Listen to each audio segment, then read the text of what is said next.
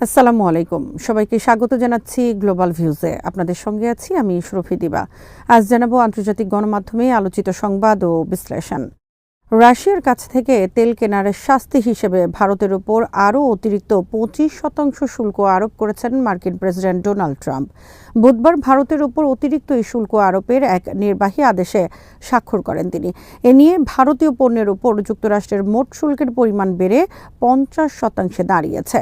Al Jazeera জানিয়েছে, আরোপিত নতুন এই শুল্ক আগামী 3 সপ্তাহের মধ্যে কার্যকর হবে। ভারতীয় পণ্যের উপর বৃহস্পতিবার থেকে কার্যকর হওয়া যুক্তরাষ্ট্রের আরোপিত 25% শুল্কের সঙ্গে অতিরিক্ত এই শুল্ক যোগ হবে। ভারতীয় সংবাদ মাধ্যম এনডিটিভি বলেছে, ট্রাম্পের সর্বশেষ শুল্ক আরোপের সিদ্ধান্তের ফলে যুক্তরাষ্ট্রে ভারতীয় পণ্যের উপর মোট শুল্ক বেড়ে দাঁড়িয়েছে 50%, যা চীনের উপর আরোপিত শুল্কের চেয়ে 20% এবং পাকিস্তানের তুলনায় 21% বেশি। বুধবার সই করা নির্বাহী আদেশে ট্রাম্প লিখেছেন, আমি দেখতে পাচ্ছি ভারত সরকার বর্তমানে সরাসরি বা পরোক্ষভাবে রুশ ফেডারেশন থেকে তেল আমদানি করছে। আমার বিচারে মনে হচ্ছে ভারত থেকে আমদানি করা পণ্যের উপর অ্যাড ভ্যালোরেম শুল্ক আরোপ করা প্রয়োজন। দুই দেশের বাণিজ্যিক সম্পর্ক নিয়ে ক্ষুব্ধ মন্তব্যের কয়েক ঘন্টার মাঝেই নতুন এই শুল্ক আরোপের ঘোষণা দিয়েছেন ট্রাম্প।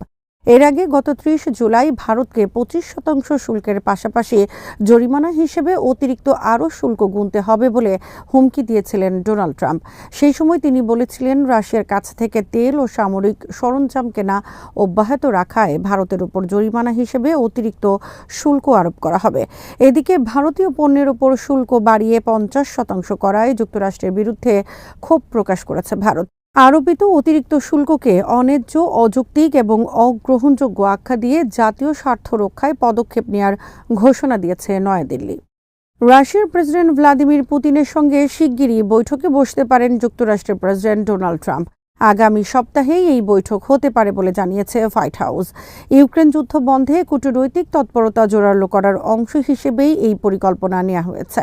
নাম প্রকাশে অনিচ্ছুক হোয়াইট হাউসের এক কর্মকর্তা রয়টার্সকে জানান, রাশিয়ার পক্ষ থেকে ট্রাম্পের সঙ্গে বৈঠকের আগ্রহ প্রকাশ করা হয়েছে এবং ট্রাম্পও তাতে রাজি হয়েছেন।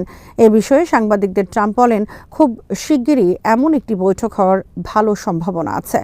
বৈঠকটি হলে এটি হবে ইউক্রেন যুদ্ধ শুরুর পর ট্রাম্প ও পুতিনের মধ্যে সরাসরি প্রথম সাক্ষাৎ এবং 2021 সালের পর যুক্তরাষ্ট্র ও রাশিয়ার প্রেসিডেন্টদের মধ্যে প্রথম বৈঠক। সর্বশেষ জো বাইডেন ও ভ্লাদিমির পুতিন জেনেভায় মুখোমুখি হয়েছিলেন। এর আগে বুধবার মস্কোয় রুশ প্রেসিডেন্ট পুতিনের সঙ্গে বৈঠক করেছেন যুক্তরাষ্ট্রের বিশেষ দূত স্টিভ উইটকফ। ট্রাম্প বলেছেন, ওই বৈঠকে বড় অগ্রগতি হয়েছে, যদিও তিনি এটিকে ব্রেক থ্রু বলতে রাজি হননি। ক্রেমলিনের এক কর্মকর্তাও বৈঠকটিকে গঠনমূলক ও ফলপ্রসূ বলে অভিহিত করেছেন। একই দিনে মার্কিন সংবাদ মাধ্যম নিউ ইয়র্ক টাইমস এক প্রতিবেদনে জানিয়েছে, ইউরোপীয় নেতাদের সঙ্গে এক ফোনালাপে ট্রাম্প বলেছেন, তিনি পুতিনের সঙ্গে বৈঠকের পর ইউক্রেনের প্রেসিডেন্ট ভলোদিমির জেলেনস্কিকেও আলোচনায় যুক্ত করতে চান। এমনকি একটি ত্রিপক্ষীয় বৈঠকের কথাও বলেছেন তিনি। তবে এখন পর্যন্ত পুতিন ও জেলেনস্কির মধ্যে সাক্ষাতের কোনো সম্ভাবনা দেখা যায়নি। 2019 সালের পর তারা আর মুখোমুখি হননি এবং দুজনের মধ্যে পারস্পরিক তীব্র বিরোধ স্পষ্ট। যদিও ইউক্রেন যুদ্ধ বন্ধ করার লক্ষ্যে পুতিন ও জেলেনস্কিকে মুখোমুখি বসাতে অনেক চেষ্টা করেছে তুরস্ক সহ কিছু দেশ। পুরো গাজা উপত্যকা দখল করা নিয়ে সেনাবাহিনীর সাথে বিরোধে জড়িয়েছেন ইসরায়েলি প্রধানমন্ত্রী বেনিয়ামিন নেতানিয়াহু। দেশের ভেতর থেকেই গাজা দখলের বিরোধিতার মুখে পড়েছেন তিনি। ইসরায়েলি সংবাদ মাধ্যমের বরাত দিয়ে খবরে বলা হয়েছে, নেতানিয়াহুর পরিকল্পনা অনুযায়ী পুরো গাজা উপত্যকা দখল এবং পণবন্দীদের লুকিয়ে রাখা হয়েছে এমন সম্ভাব্য এলাকায় অভিযান চালানো হতে পারে। তবে এই পরিকল্পনা বাস্তবায়ন নিয়ে রাজনৈতিক নেতাদের সাথে বিরোধে জড়িয়েছে সেনাবাহিনী। মঙ্গলবার এক বৈঠকে সেনাপ্রধান ইয়াল জামির এ বিষয়ক একটি প্রতিবেদন তুলে ধরেছেন। দেশটির সরকারি সম্প্রচার মাধ্যমের রিপোর্টে বলা হয়েছে, পণবন্দীদের রাখা হয়েছে এমন যে কোনো স্থানে স্থল অভিযান চালানোর বিরোধিতা করছে সামরিক বাহিনী।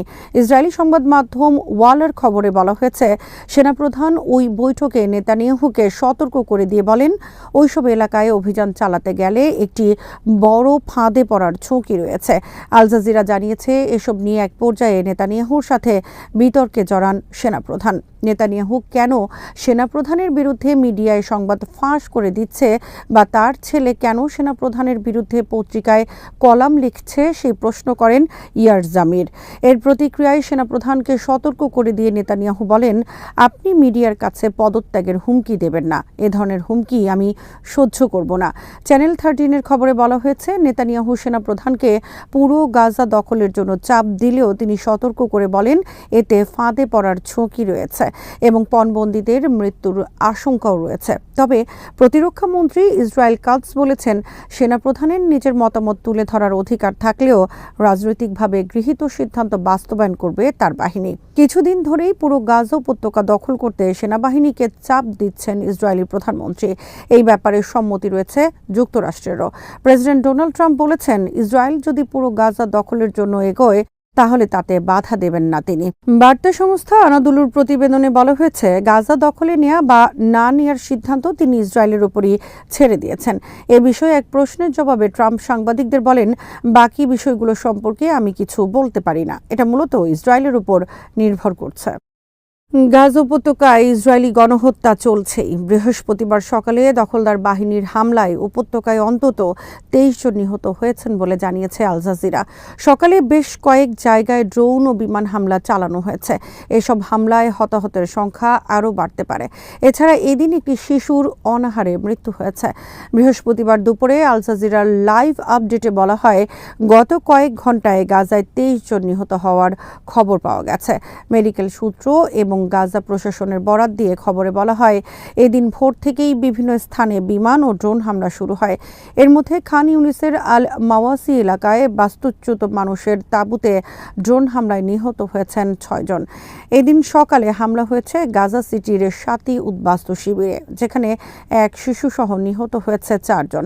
এছাড়া একই শহরের শেখ রাদওয়ান এলাকায় 3 জন, খান ইউনিসের দক্ষিণ দিকের একটি এলাকায় 2 জন নিহত হয়েছে। আল মাস্কার এলাকায় ড্রোন হামলায় আহত হয়েছে অনেকে। এর আগে বুধবার গাজায় ইসরায়েলি দখলদারদের হামলায় নিহত হয়েছেন 44 জন, যাদের মধ্যে অন্তত 18 জন ত্রাণ আনতে গিয়ে নিহত হয়েছেন। এদিকে গাজা ভূখণ্ডে মাত্র 2 বর্গ কিলোমিটার কৃষিজমি ব্যবহারযোগ্য অবস্থায় রয়েছে বলে জানিয়েছে জাতিসংঘের একটি সংস্থা। ফিলিস্তিনের এই ভূখণ্ডটি এখন সম্পূর্ণ দুর্ভিক্ষের দ্বারপ্রান্তে বলেও সতর্ক করেছে সংস্থাটি। টিআরটি ওয়ার্ল্ড বলছে, গাজায় কৃষিকাজের জন্য ব্যবহারযোগ্য জমির পরিমাণ একেবারেই সীমিত। মোট জমির মাত্র 1.5%, যার পরিমাণ 2.3 বর্গ কিলোমিটার। জাতিসংঘের খাদ্য ও কৃষি সংস্থা সম্প্রতি প্রকাশিত স্যাটেলাইট জরিপে এ তথ্য জানিয়েছে। কাশ্মীর ইস্যুতে লেখালেখির ওপর আরও কঠোর পদক্ষেপ নিয়েছে ভারত সরকার। কাশ্মীর নিয়ে লেখা 25টি বই নিষিদ্ধ করেছে নয়াদিল্লি। নিষিদ্ধ ঘোষিত বইগুলোর মধ্যে বুকার পুরস্কার জয়ী ভারতীয় লেখক অরুন্ধতী রায়ের বইটিও রয়েছে। টিআরটি ওয়ার্ল্ড জানিয়েছে, নিষিদ্ধ ঘোষিত এসব বইকে সন্ত্রাসবাদকে গৌরবান্বিত ও ভারতের বিরুদ্ধে বিচ্ছিন্নতাবাদে উস্কানিমূলক বলে অভিযোগ তোলা হয়েছে। তবে এসব বইয়ের লেখকরা ভারতের, কাশ্মীরের ও আন্তর্জাতিকভাবে পরিচিত ব্যক্তিত্ব। নিষিদ্ধ বইগুলোর তালিকা রয়েছে অরুন্ধতী রায়ের আজাদি, এজি নুরানির দ্য কাশ্মীর ডিসপুট, ভিক্টোরিয়া স্কোফিল্ডের কাশ্মীর ইন কনফ্লিক্ট এবং ক্রিস্টোফার স্নেডেনের ইন্ডিপেন্ডেন্ট কাশ্মীর। ভারতীয় কর্তৃপক্ষ জানিয়েছে, এই বইগুলো অভিযোগ ভুক্তভোগী ব্যক্তির সংস্কৃতি এবং সন্ত্রাসবাদীদের বীর বানানোর ধারা তৈরি করে, যা ইতিহাসকে বিকৃত করে এবং সেনাবাহিনীকে অপমান করে, উগ্রপন্থা বাড়ায়। এসব বইকে দেশের সার্বভৌমত্ব ও অখণ্ডতার জন্য হুমকি বলেও উল্লেখ করা হয়। নিষেধাজ্ঞা নিয়ে প্রতিক্রিয়া জানিয়ে লেখিকা হাফসা কানজওয়াল বলেন, কাশ্মীর নিয়ে যারা গবেষণা করেছেন তাদের কাছে এটা অবাক হওয়ার কিছু নয়। ভারতের দীর্ঘ দখলদারি শুরু থেকেই তথ্য নিয়ন্ত্রণের চেষ্টা চালিয়ে আসছে। The untold story of Kashmir after article 370 বইয়ের লেখক অনুরাধা ভাসিন সরকারের অভিযোগ প্রত্যাখ্যান করে বলেন, সব বই গবেষণালব্ধ, একটিও সন্ত্রাসবাদকে গৌরবান্বিত করে না। সরকারের মিথ্যা আখ্যানকে চ্যালেঞ্জ করলেই যদি ভয় হয়, তাহলে সেই ভয়ই অনেক কিছু বলে দেয়। গত কয়েক মাস ধরেই জম্মু ও কাশ্মীরে বিভিন্ন বইয়ের দোকানে হানা, বই বাজেয়াপ্ত করার মতো পদক্ষেপ নিচ্ছে ভারতীয় কর্তৃপক্ষ। আগামী 14 আগস্ট পাকিস্তানের স্বাধীনতা দিবস। এই দিনটিকে ঘিরে পাকিস্তানের সাবেক প্রধানমন্ত্রী ইমরান খানের মুক্তির দাবিতে ব্যাপক বিক্ষোভে যেতে চায় তার দল তেহরিক-ই-ইনসাফ পিটিআই। পাকিস্তানের গণমাধ্যম জিও নিউজের প্রতিবেদনে এই তথ্য জানানো হয়। খাইবার পাখতুনখোয়া প্রদেশের সোয়াবিতে আয়োজিত এক সমাবেশে আবারও ইমরানের মুক্তির দাবিতে বিক্ষোভের ঘোষণা দেন পিটিআইয়ের সিনিয়র নেতা ও জাতীয় পরিষদের সাবেক স্পিকার আসাদ কায়সার। তিনি বলেন, 14 আগস্ট স্বাধীনতা দিবসে ইমরান খানের মুক্তির দাবিতে দ্বিতীয় ধাপের বিক্ষোভ শুরু হবে। এরপর আমরা সিন্ধু প্রদেশে বিক্ষোভ করব। 2 বছরের বেশি সময় ধরে কারাগারে বন্দী আছেন পাকিস্তানের জনপ্রিয় নেতা ইমরান খান। 2023 সালের 5 আগস্ট গ্রেফতার হন দেশটির জাতীয় ক্রিকেট দলের সাবেক অধিনায়ক ও সাবেক প্রধানমন্ত্রী ইমরান। কারাবরণের দ্বিতীয় বর্ষপূর্তি উপলক্ষে ইমরানের মুক্তির দাবি জানিয়ে মঙ্গলবার রাজপথে নামেন পিটিআইয়ের নেতাকর্মীরা। বিক্ষোভ মোকাবেলায় সরকার বিভিন্ন জেলায় 144 ধারা জারি করে।